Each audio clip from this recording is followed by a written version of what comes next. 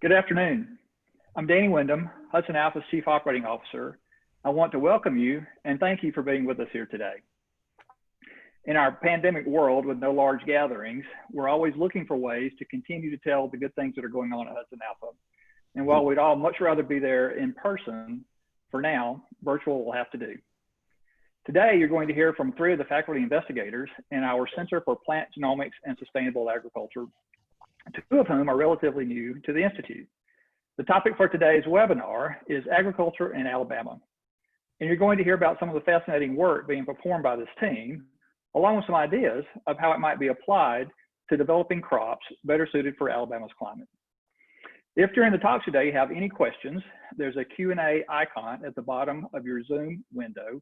Please feel free to enter your questions there. If at the end we have time left, we'll try to address a few of those. So I'd like to get us rolling by introducing our first speaker, Jeremy Smuts. Jeremy joined Hudson Alpha in 2008 as a faculty investigator. He co-directs the Hudson Alpha Genome Sequencing Center, the GSC for short, along with Dr. Jane Grimwood, where he leads the informatics and production sequencing groups. The GSC is one of the few centers in the world performing original sequencing of plants and animals. The center specializes in applying genomic techniques to understand how plants function in response to environmental changes. In terms of their impact, this group has sequenced, assembled, and contributed more than half of the plant genomes currently in the public domain. Jeremy holds degrees in both computer science and biology from North Central College in Illinois, and while attending school there, he worked on DNA sequencing technologies at Argonne National Labs, and that experience led to his first research position developing parallel sequencing systems at a small Silicon Valley startup company. Then in 1996, he joined the newly formed sequencing group at the Stanford Human Genome Center to develop the computational infrastructure necessary for large-scale DNA sequencing. Jeremy and his group finished and assembled chromosomes 5, 16, and 19 in conjunction with the original Human Genome Project. Additionally, Jeremy was named by Cliovate Analytics to their highly cited researchers list, which requires citation count in the top 1% of researchers in this field. So hopefully you all agree with me now that Jeremy is kind of a big deal. So please welcome Jeremy Smuts. Hey folks, how are you doing today? I'm Jeremy. Thanks for taking time out this afternoon or morning or evening, depending on where you're at, to hear a little bit about the kinds of things we're doing down here at Hudson Alpha in the plant group. And I'm just going to give you a little bit of overview and then move you on to listen a little bit to our 2 newest faculty members, Alex and Josh. So hold on a sec. Let's do this. I got a few slides here just to tell you about things that are going on here.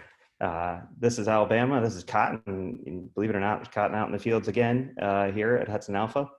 As Danny said, we've been working plants I've been working, I guess, about 14 years in plants, trying to really apply the same kinds of technologies that we use for the human genome and for human genome and human disease discovery here to plants and plant genomes. And so this is a little bit about what we're doing. So we work across a lot of different areas here in the plant group, and I'll just highlight a few of them here. We work on model systems. Model systems are really important. These are Brachypodium, Stereoitalica here, and Panicum hallia, or switchgrass model. And the idea is that models are great when we work in the lab because they're relatively simple genomes. We can manipulate them, we can do experiments with them, we can learn things from those model systems. They're not quite the same things as crops, though. We also work in quite a few food crops. Here, just a picture of soybean and sorghum. My group is a group that led the original soybean genome project and the original sorghum genome project, and we've continued to work in these 2 crop plants over time, but there's many other kinds of food crops that we work in here at the Hudson Alpha Institute. Energy and fiber has been a big focus for us, working as part of the Department of Energy's efforts to be able to develop feedstocks for bioenergy. This is miscanthus, and then switchgrass, and then of course cotton here from the fiber side. And then also ecology and the environment. We've been working to apply genomic technology to the environment and to understand how plants are interacting in natural systems. This is a sphagnum up at the top here, which is a peat bog, lives in peat bogs and performs about 30% of all the carbon in the world are sequestered in peat bogs. We sequenced lots, worked in trees. We're working on the American chestnut and working on these ancient poplar trees out in the wilderness. And then also things like eelgrass, which is a major carbon sink for the ocean here. And we've been sequencing all of these things. They all have the same thing in common. They all have this sequence made up of A, T, C's, and G's, 4 base pairs that combine together to form the programming, the book of life for all these organisms, for us and all these plants together. And so we spend a lot of our time working on reading DNA and then trying to understand what it means. These are kind of the 3 major functions that we're working under: understanding how those plants function and interact with their environment, trying to link variation and adaptation that occurs in the natural world to traits of interest, both for understanding how plants work and for agriculture, and accelerating breeding and selection for improved crop varieties. So we work with lots of funding. Most of the projects that we work on are public projects funded by essentially everybody who's on this call right now. A lot of federal funding that goes to support our efforts, but also lots of private foundations and commodity groups and other organizations help to fund this work that becomes public domain and hopefully accelerates our impact and the ability of genomics to help with the human condition on this planet. So just to give you an overview of the group, this is Jane Grimwood, who runs the Genomic Data Collection and Technology Development Group. And these things pictured here are sequencing machines. This is an Illumina sequencing machine, and this is a PacBio-based sequencing machine, and I'll say something about them in a minute. But essentially, the core of the group is reading DNA and doing something with it. I run a lot of the computational analysis and discovery from genomic data, where we take that data produced from these sequencing machines as 4 base pairs and try to convert it into genes and convert it and link it to phenotypes and understand how these genes function in natural systems. Kankshita Swaminathan has set up in the last few years a functional genomics and gene editing group. And so the idea behind that is to identify genes, try to figure out how they work by using these functional genomic technologies, including going in and making modifications to those genes with gene editing.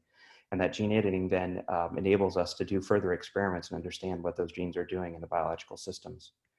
And then Alatarkas, who has joined us as our member with Auburn University. So he is a full-time faculty member at Auburn, but lives and works here in Hudson Alpha with the rest of us. And Alex has specialized over time in understanding how sex chromosomes work and how plants end up acquiring different abilities for reproduction.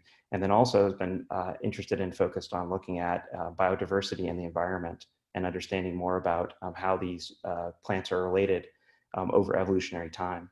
And then Josh Clevenger, who's our latest and newest faculty member, who's our crop trait discovery and genomics enabled breeding. And Josh is really taking, the goal of Josh is to take these sequences that came out of genomic DNA collection and analysis and testing or natural diversity and turn it into things that are useful for crop plants and improving our crop systems. Jane leads a speed reading group. I'm just kind of kidding, but the idea is that we read genomes so fast we can barely keep up with them. Illumina NovaSeq 6000, which is this instrument, produces about 3 trillion base pairs of sequence a day. It's about $6 per billion base pairs to produce. This is crazy, but it only produces short reads. We've also matched this with these long read sequencers. This is a PacBio Sequel II. It only produces 17 billion base pairs a day, and it's a little bit more expensive, but we can produce these in about 25,000 base pair long reads. These reads are critical for us to be able to intersect and do de novo assemblies of genomes and sequence new things that are so complex that people have not been able to sequence them before. I'm really pleased the last 2 years we've added 5 Sequel IIs, which has given us this incredible capacity to be able to rapidly produce new genome sequences in order to analyze them and identify traits.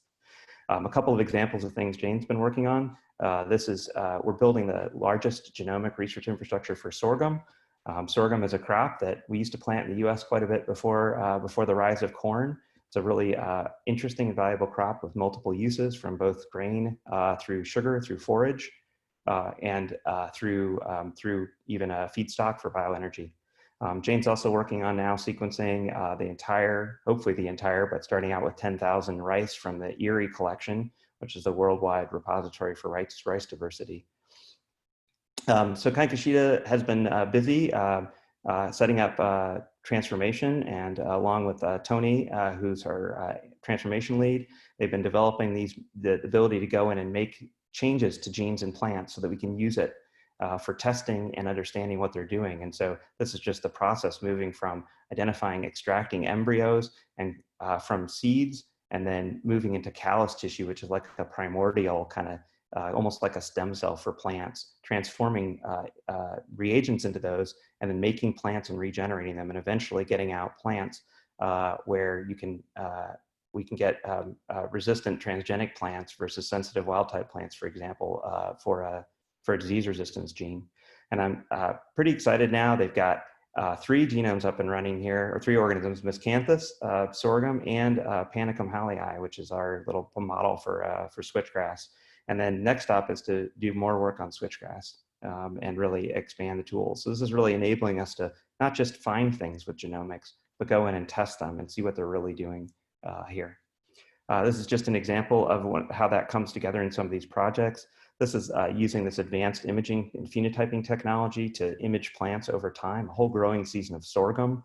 And this is grown in 5 different nitrogen levels, and you can see kind of the rate of growth of these sorghum plants. And you can also see that as they start to put up here their panicles, which turn into seed heads and develop into full seeds, that the range that occurs when you modify the nitrogen levels. And for this project, which is with University of Nebraska-Lincoln, we're going in using this automated phenotyping, combining it with gene editing on these gene networks to try to understand as many genes as possible involved in nitrogen across the lifetime of the plant. This is important for addressing nitrogen use efficiency, understanding more about how plants uptake and use nitrogen across their whole growing season. And then go back to my excitement here. I love working in complex natural systems. And so one of these is switchgrass. And this is our switchgrass sustainability project, which is led by Tom Younger at UT Austin, where we have 14 different common gardens of switchgrass planted out. This is what it actually looks like here if you're ever by a common garden of switchgrass, where we can go in and measure all kinds of things about these plants. This is actually Jane and I up at the one at Fermilab, which is managed by Argonne National Lab. Last summer, it was really hot. But you can see the amazing growth of switchgrass and survivability in these extreme temperatures. So with this grant, now Kankashita has become part of this grant so that we can not only identify genes related to cold tolerance and temperature tolerance, but also go in and test them in switchgrass, and then use these to select and cross new switchgrass varieties towards improved feedstocks. Okay, that's just a brief overview. Next up is going to be Alex. He's over here on the left. Alex actually joined us. So he graduated from UGA and then did a postdoc up at Danforth. And he did a little bit different. In UGA, he worked a lot on sex chromosomes and evolutionary comparisons and comparative genomics. And then at Danforth, he worked in a lab that mostly specializes in these things called small RNAs, which are tiny molecules, which are helper molecules that go around. They're not truly genes, but they do really useful things for lots of biological processes and controls. So he's really a great guy. He's very excited to be here, and I'm hoping that we'll do great things working with Auburn on crops here in the future. Hey, thanks, Jeremy. All right, let's see. How do I share my screen?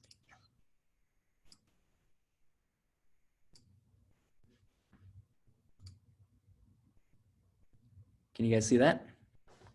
Fantastic.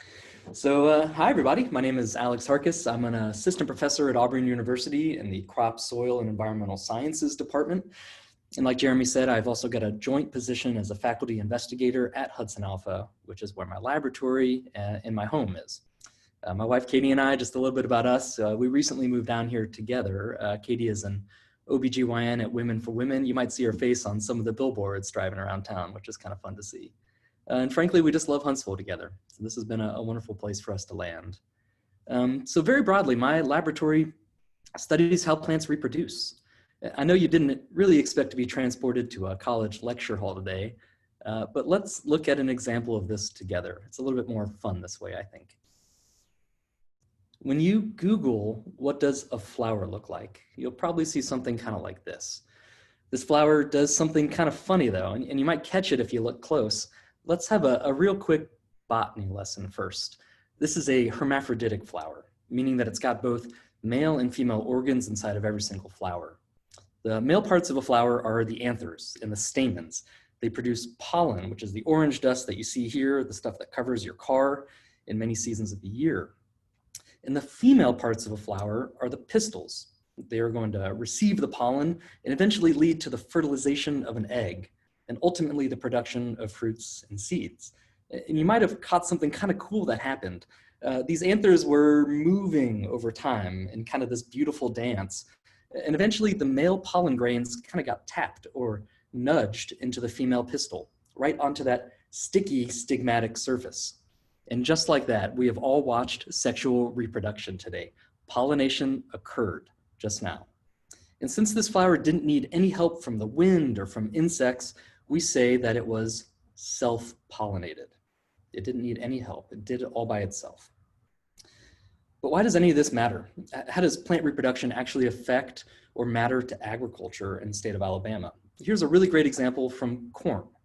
In the 1950s, we started to better understand this concept of hybrid crop breeding that truly revolutionized the food industry across the entire world.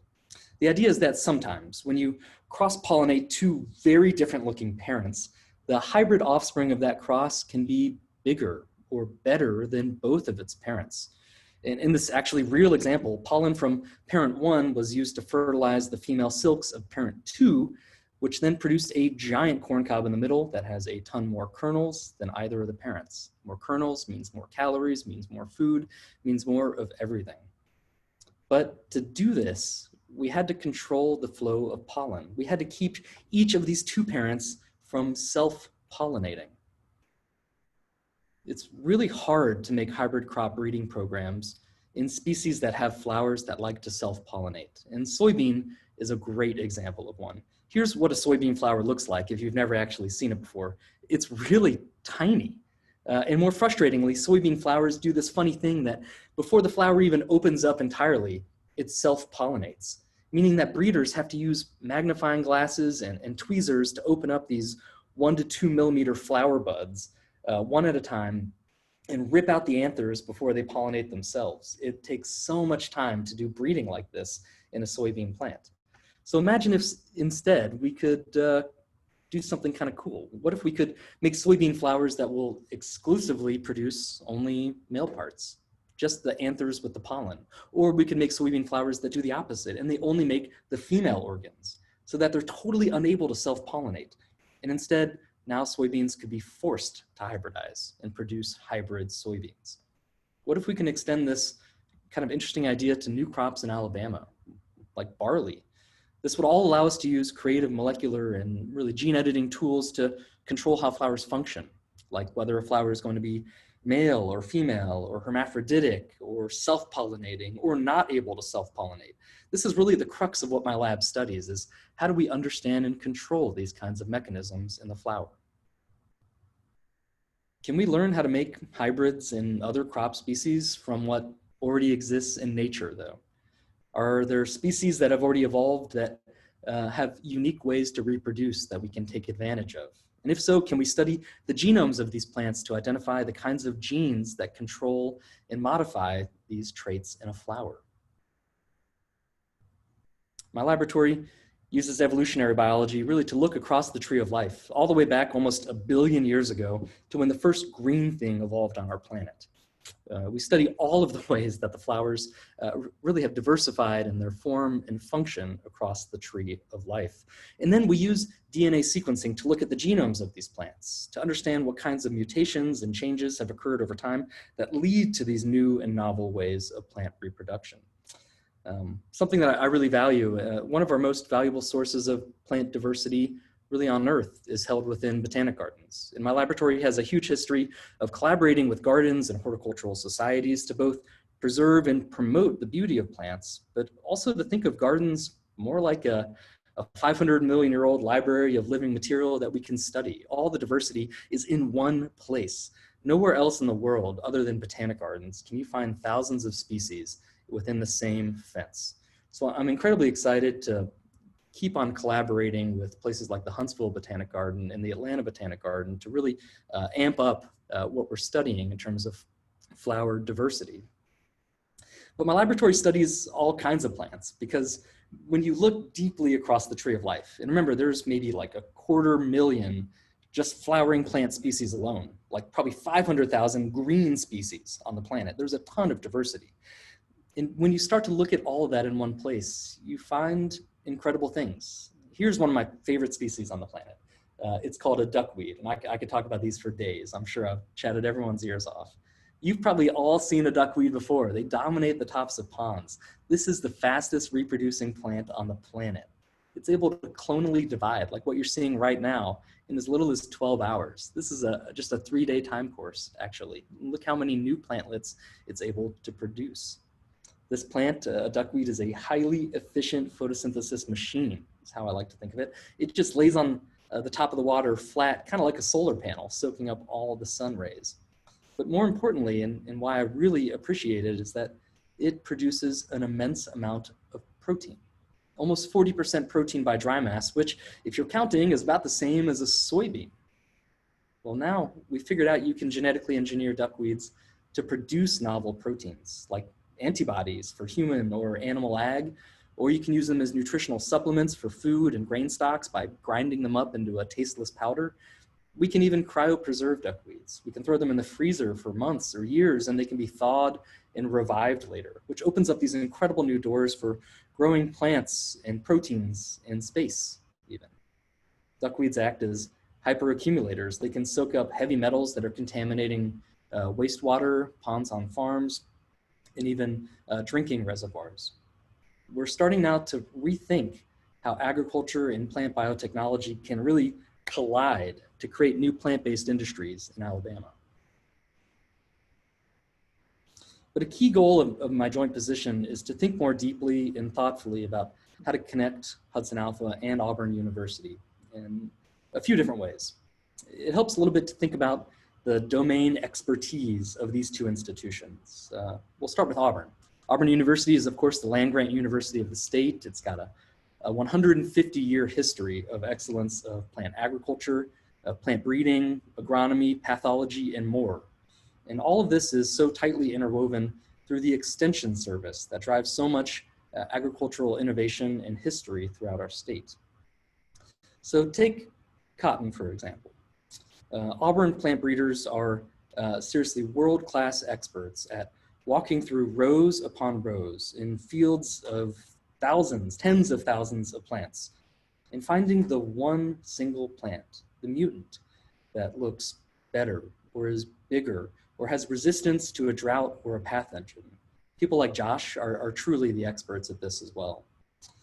And then you think about the other side. You think about Hudson Alpha's expertise, which is kind of similar actually to walking through a huge field of plants, not really knowing exactly what you're looking for.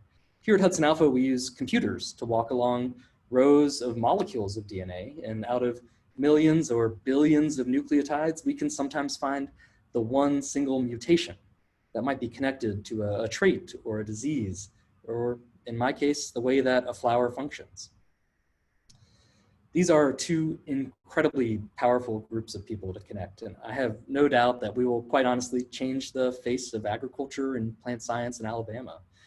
But the difficult truth, though, is that all of this brilliant work means little in my eyes unless we can thoughtfully train the next generation of students who can do both of these things, who can understand the plant biology and the breeding, but also the molecular genomics to track down mutations.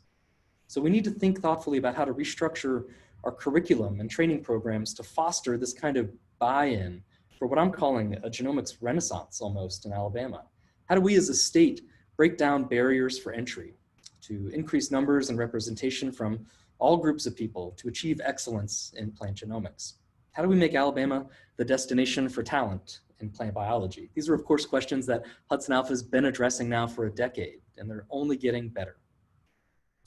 So one way that we're approaching this is to bring genomics into the classes that I teach at Auburn. When I was a postdoc at the Danforth Center in St. Louis, I started bringing these small, fascinating DNA sequencers that use cutting-edge nanopore protein technology into classrooms. And I learned something funny. It's that if you never tell students what is impossible or where the limit of knowledge is, they have this kind of funny tendency to exceed those boundaries without you telling them. Here's a picture from a graduate class that I taught, where we sequenced and assembled the genome and the proteome of a tiny little duckweed, just like that video you saw earlier, over the course of a semester. And we actually made real discoveries. We wrote a manuscript as a class and we submitted it for peer review. And just like that, we leveled the playing field. Everyone now has a co-authored manuscript. Everyone knows how to publish a paper. They know the system. So my dream is that we can start to extend this model to undergraduate and even high school education in the state, where students in my classes at Auburn are learning genomics with data that they actually generated from Alabama crops, where my students can publish manuscripts as a class that address real agricultural questions in the state, where we can train homegrown scientists and also keep on attracting some of the best global talent. Already, what's exciting is that my laboratory has been recruiting PhD students to start this training pipeline, where they take classes at Auburn for a year or two in the crop and soil department, and then they move to Hudson Alpha to finish their degrees. So we naturally build this collaborative pipeline where students are learning how to work in the fields, understand what plants actually look like when they grow, and then connect them to the expert molecular biologists at Hudson Alpha. So I am, not to be too cheesy, but I'm incredibly excited to kind of be on this forefront of ag genomics in the state of Alabama. I think that's probably most of what I wanted to say. If you guys ever stop by the lab, you'll meet a few people, including our postdoctoral associate, Dr. Sarah Carey. She earned her PhD from the University of Florida studying how mosses will sexually reproduce, which is totally cool. Sarah Winterstein is a rotating PhD student right now at UAB, coming into our lab to learn how DNA is folded up inside of a cell. It's kind of like tying your shoelaces with a computer, really fun. And we're proud to have our first alumna, Jordan Manchego, who we found through the excellent Hudson Alpha BioTrain summer internship program. Jordan spent a summer actually using computer vision to analyze duckweed plants, with the idea that now we can analyze thousands of duckweeds growing at one time using cheap portable cameras on Raspberry Pis. So I am really proud to have a lab filled with such excellently creative people. I think it bodes very well for the future of plant science in Alabama. So I'm excited to take this journey and see what we can do to improve the state as a whole. So with that, here's my beautiful flower slide. Thank you. I'm happy to take any questions, maybe after Josh talks, if you want to drop them in the Q&A box, either about agriculture, plant science, or just if you want to talk about flowers. So thank you.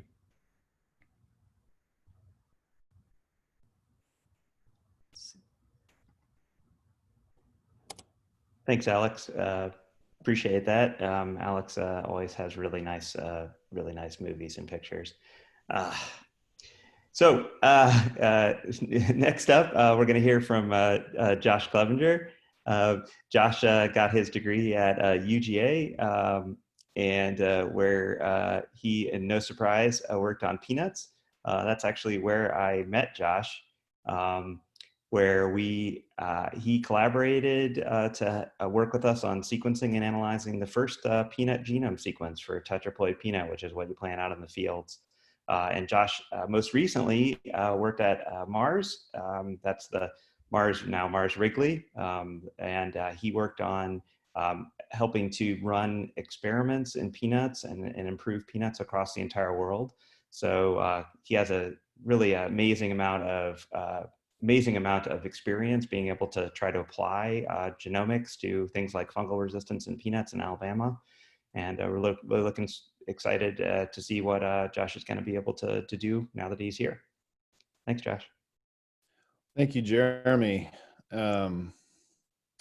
It's funny when Danny said Jeremy was a big deal when I was collaborating on the peanut work. I felt that very viscerally every time I talk to Jeremy.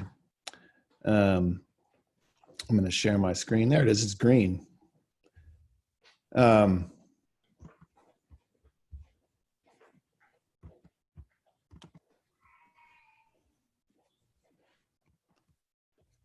So, as Jeremy said, I work on genetic improvement of crop plants. When I was a young person, I felt a very sort of visceral amount of angst about what could I do in my life to help the world. And when you're young, you think, well, maybe I need to help every problem I need to solve. And when I was an undergrad, I got very interested in philosophy, and I got a double majored in philosophy, and I was reading some modern philosophers where I learned that I didn't have to try and solve all of the problems in the world, but there was some something that I could do that I was good at that could help, and I needed to find that. And what I found is that what I'm very good at is building this bridge, as Alex talked about, between technology that Jeremy and Jane and their team bring to the table, and then the agronomy, which is the amazing pathologists and agronomists and breeders bring to the table, and to bring those two things together and to make improvements, to utilize that to make improvements in a rapid way. And so I'm going to tell you about two sort of passions that I have, and that sort of drives what my program is going to do and what I'm going to focus on for the rest of my career and what I've been focusing on. And these are two pictures of grower fields shared by Bob Parker, the president of the National Peanut Board. On the left is a Valencia type peanut. The Valencia type peanuts are the ones that you're going to eat boiled. And also they're the ones, they're very sweet. So they're the ones that are going to go into your Trader Joe's organic peanut butters. And on the right are your Virginia ballpark peanuts. That's from Dan Ward, a really great grower in the Carolina area. I am very passionate about producers, about the producers of food. I'm very passionate about the growers and about their livelihoods and how I can help to make that better. So it's a beautiful dance, farming. It's very elegant. There is a relationship with the crop where the producer needs to understand that crop, understand the needs of it, understand when it's sick, understand when it needs a little attention, and understand when you just need to let it go and do its thing. There's a relationship with the land where you have to understand the land, understand what the land needs from you, what you can do to help that land provide the nutrients for those crops to grow so that you can feed your fellow man. And then there's this ongoing battle. There's this battle with all sorts of stresses from the earth, heat and salinity and drought, stresses from other organisms that also would love to eat those crops that you would like to eat as well.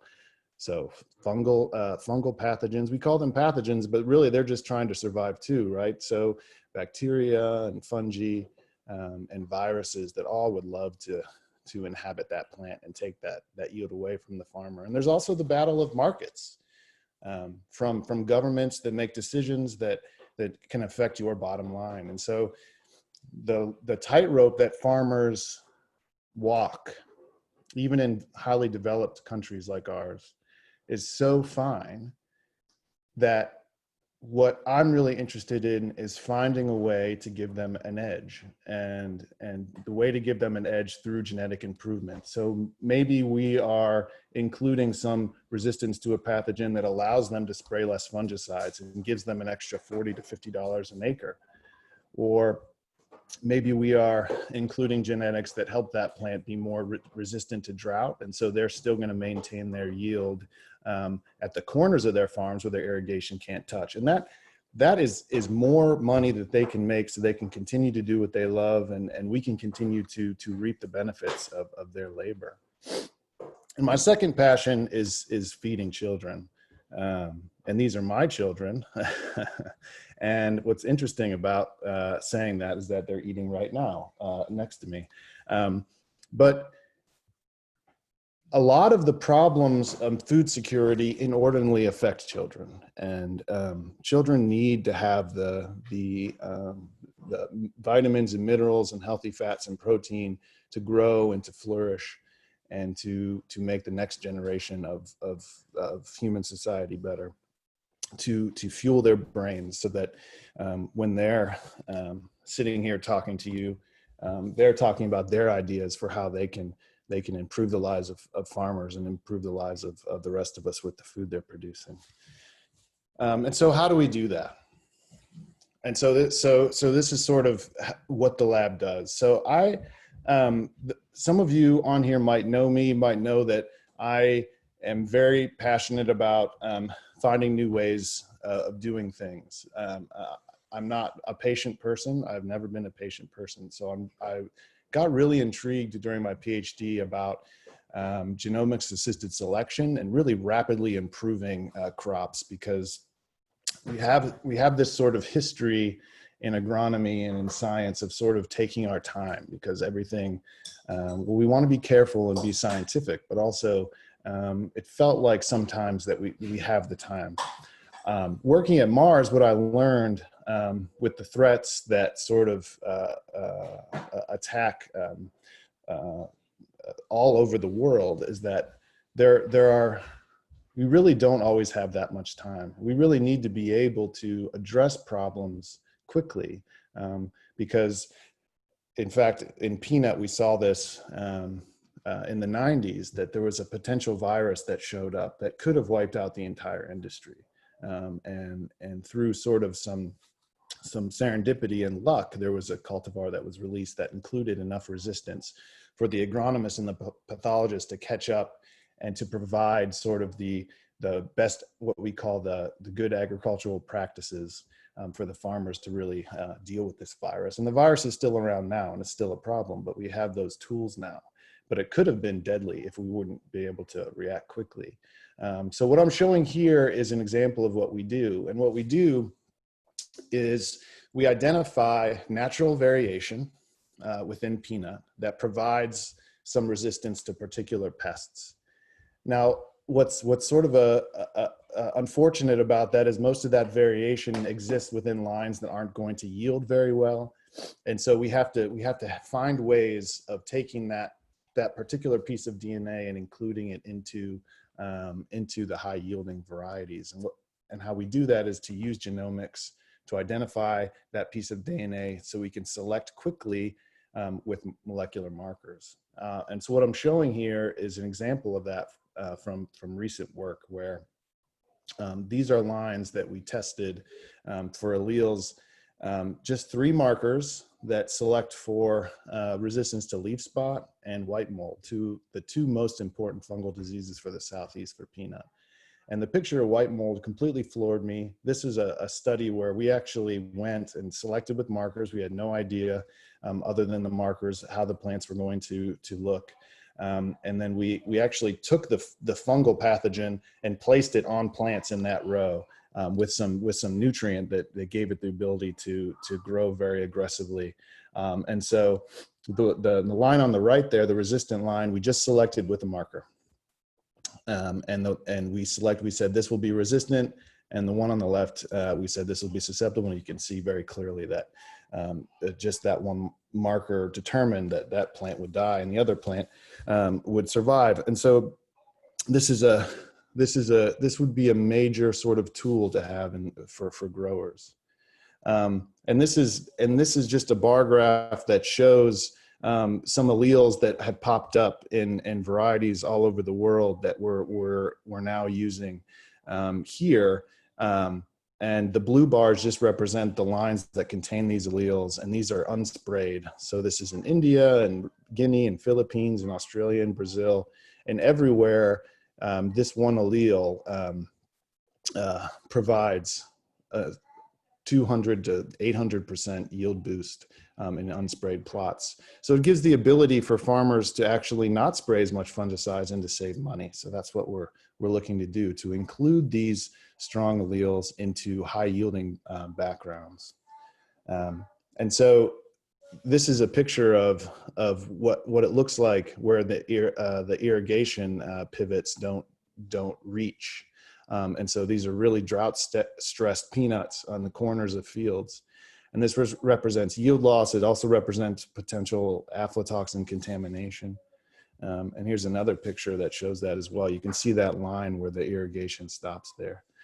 And so the main focus of the peanut work in the lab is going to be introducing high value disease resistant traits into high yielding lines from Auburn, a very classic breeding program where they select for high yield in the field. They give us those lines. We use markers to integress those high effect traits into those high yielding lines using what we call speed breeding, which is essentially just not allowing the plant to sleep. So it actually matures much faster than if it had darkness. So it's 24-hour light cycle. And so we shave off 50 days. And that way we can get a line that includes that disease resistance and 99.5% of the donor genome that's high yielding. And so now we've made that high yielding line also resistant to this fungal pathogen. So that's what we're going to do. And we're working on drought. And we have made substantial progress on aflatoxin as well to start incorporating marker assisted selection for those traits. So those are the things that we're going to be heavily focused on, specifically to release varieties for the growers in the Southeast. It's about giving them an edge so that they can make more money when conditions are poor. Because when conditions are good, everything's good. But when conditions are poor, we want to give them that edge so that they can still thrive. But also with the leadership of Jeremy Schmutz and sort of the willingness of all the faculty to work together, we are working at doing this in new crops for Alabama, where I have close to 8 years now of experience working in peanut. I understand all of its needs and I understand the genetics of it. We're going to start that process with new crops where we're bringing them in, we're evaluating them.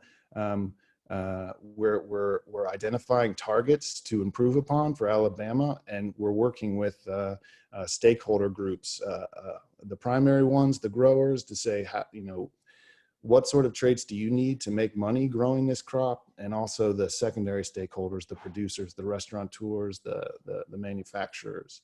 And in this case, this is barley, which provides a really neat sort of service as a cover crop over winter.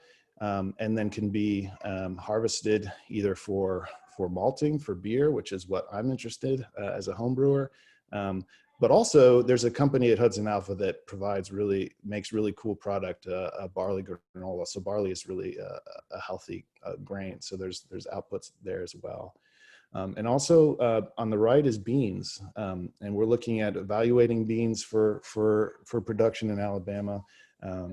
Black beans, these are black beans, which are very hardy, heat resistant, and very drought tolerant. And so they also provide some ecosystem services for crop rotation because they're resistant to different pests that also attack soybeans. And so this is our sort of overview of how this cycle might work, where we identify crops, we leverage this world-class genomic technology and world-class faculty that are here at Hudson Alpha to identify targets, to use genomics to improve upon those crops specifically for production in Alabama.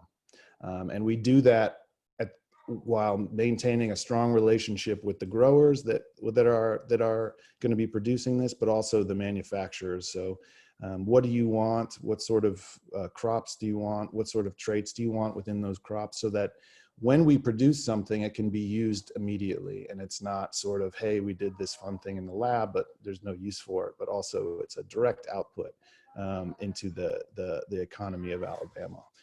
And so we're going to do that well into the future, and we feel very strongly about the success of bringing in new crops for Alabama production.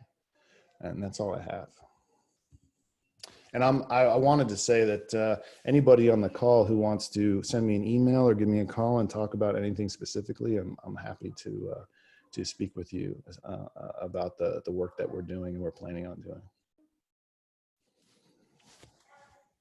So thanks, Josh. I'd like to remind the attendees, if you have questions, please enter it through the Q&A icon in your Zoom window. we have at least one question that I can actually answer. It is, are there opportunities to tour Hudson Alpha Labs? Unfortunately, the campus at Hudson Alpha is currently closed. There's a lot of COVID-19 work going on the campus that we have deemed essential. And so to maximize our chances of keeping all that work going, we're reducing the amount of people on the campus to the degree possible. And we hope that that will get lifted at some point in the future. And we're actually looking at putting virtual tours together now. Also, are there volunteer opportunities available at Hudson Alpha? The answer to that is yes, particularly in an improved COVID world.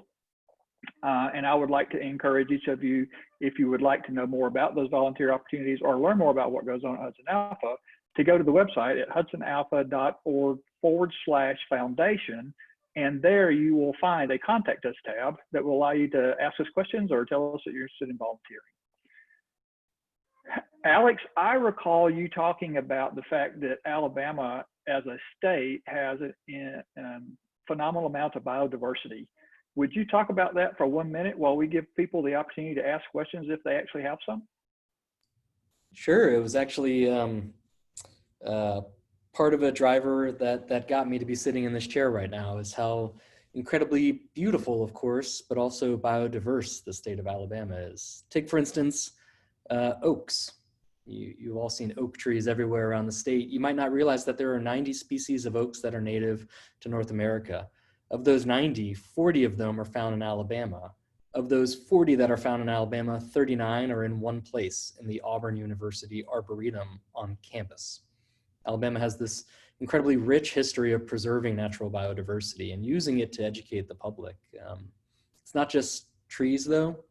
I think Alabama's somewhere in the top 3 for snail diversity, a few other species. Basically, if you walk from the north end of the state all the way down to the south end, you'll cross an incredible number of USDA zones and ecosystems and climates, hills, all the way down to the coast. So that's a pretty fascinating place to look at plants and plant biodiversity when they've got so many unique habitats to grow in. Thanks, Alex. We have another question, which is, could this be made available for others to see? Well, this presentation has been recorded. Anyone who is participating in this event will receive an email in the next couple of days with a link to the recording, and you are highly encouraged to pass it along to anyone. Jeremy, there are other questions coming up that I think would be appropriate for you to answer. Can I turn those over to you? Sure, no problem. That's fine. There's a question about using switchgrass, not just for bioenergy for a cellulosic feedstock, but also using switchgrass to increase carbon sequestration, for example, in our marginal lands. So switchgrass is a super versatile crop because I like to say it looks like a weed. Switchgrass is a native North American plant. It's a perennial, which means it makes very, very deep roots into the ground. And then it uses those roots to survive over time by sucking up very small amounts of water from the water table. And so switchgrass is able to colonize rapidly large portions of the United States. And so when it builds these deep roots, what it's doing is it's grabbing and putting carbon into these root systems underground. You don't see it. Most of the plant is really underground for these large switchgrass varieties. And so switchgrass can be used both as a feedstock or as a forage grass, but also can be used to increase the amount of stored carbon in marginal soils in the U.S. It's been used a lot for reclamation also, because when you plant, even on things like mine soil, for example, when you plant switchgrass can get a hold of it and can survive in those very difficult conditions where other plants are not able to do. And it's also great from the perspective of having natural diversity that we can work off of. We've collected more switchgrass natural diversity than has ever been collected before, and out of where we can find it, which is mostly prairie cemeteries and little tiny patches of land, places on the edges of forests, because that's all the remaining habitat for native natural switchgrass.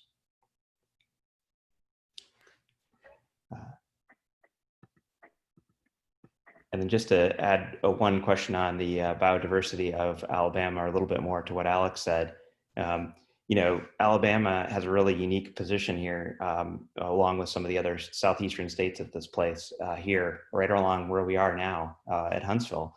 This is an area of something that we call the glacial refugia.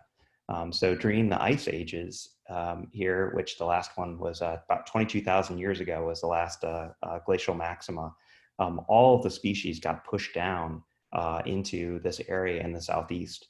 And so that's part of the reason why there's so much biodiversity here, because the plants were able to survive during the ice ages and then come back again to colonize the rest of North America.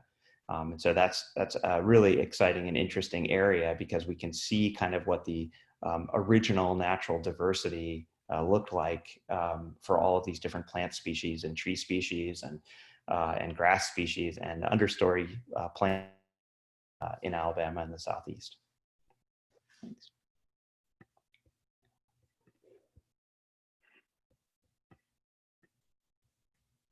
It looks like we lost Jeremy for just a moment there. There is a question in the chat related to oak diversity. Alex, is that a question you could take?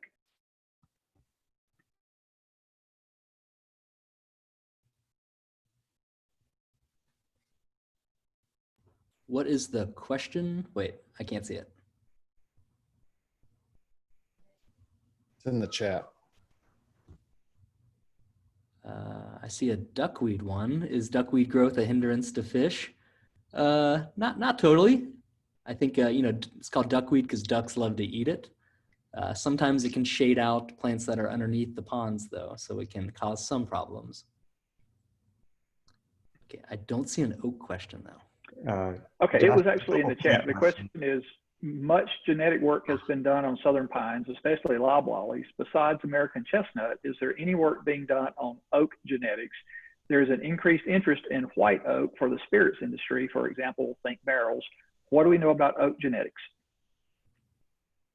Yeah, I like this last line, not to imply American chestnut is an oak, sorry. I appreciate that botanically, that's great. What do we know about oak genetics? One of the leading people who studies oaks in the US and really the world is a guy named Andrew Hipp at the Morton Arboretum in Chicago. And he's pretty much spent his entire career trying to disentangle oak diversity on the planet. And he comes up with one kind of residual theme throughout all of his manuscripts, and that oaks are weird. Oaks hybridize with each other like crazy. So everything is basically cross-pollinating and reproducing with other oak species. And now the idea of what is a species of oak is even a complicated question to answer. So what are we doing? Now, at places like Hudson Alpha, we're able to, for instance, generate ultra high quality genome assemblies, like put together the entire chromosomes of oak trees, just like we do for the human genome. And so this is going to allow us potentially to untangle some of these relationships, understand how oaks work, understand how diverse oaks are across the range of maybe even all of North America. Even in Alabama, there are several research centers, botanical gardens, arboretums, and parks that have huge collections of oak diversity. So we could start to address these kinds of questions using genomics. Thanks, Josh. There are a couple of questions in there about peanuts. Could you take those? Yeah, of course. Yeah, I didn't make that clear. Thanks for asking that question. We are focusing on runners, absolutely, as the predominant. Hey, Josh, yes. The attendees can't see the questions. Could you repeat the question, please? Oh, yeah, of course. Sorry.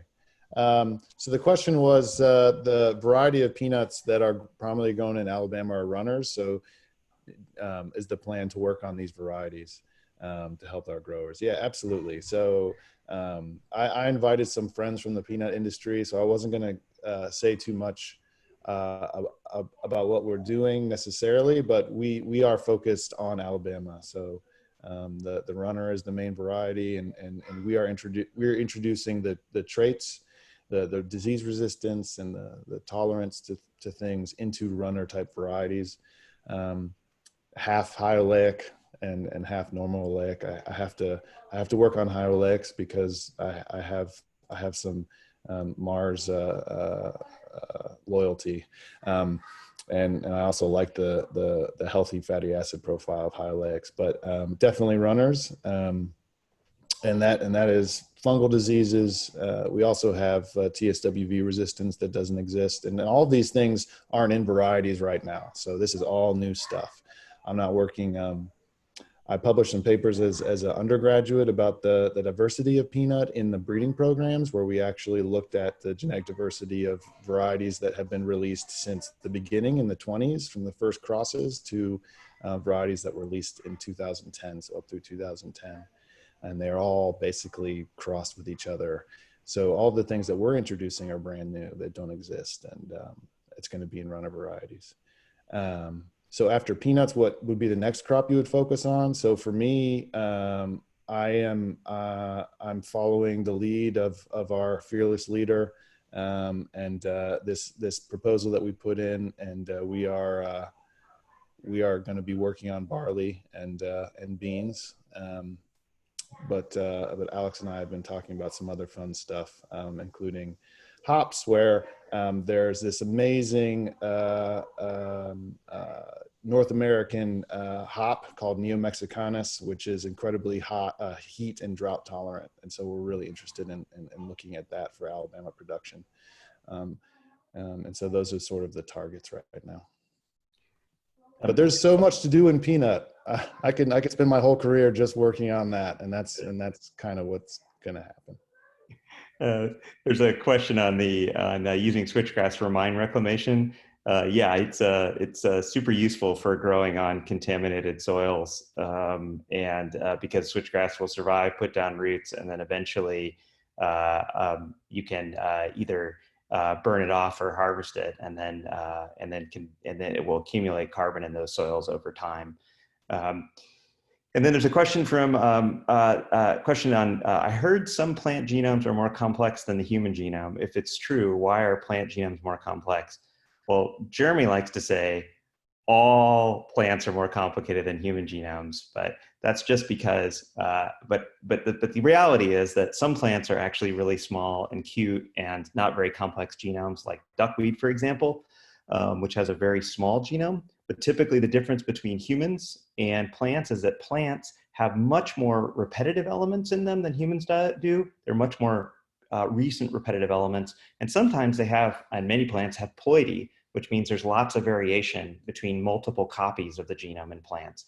Whereas in humans, luckily, we just have 2 copies of everything, and we're called diploids. But plants have tetraploids, triploids, hexaploids, octoploids, decaploids, all kinds of craziness in plants, where the genomes can blow way up into something like 50 billion base pairs, as opposed to humans, at essentially 3.2 billion times 2 for humans. And so that makes lots of complexity in plant genomes. The biological reason for this, well, that's a good question. Really, plants, have amazing diversity. They're older than humans, and plant genomes have what appears to be a lot less long-range regulatory structures in them.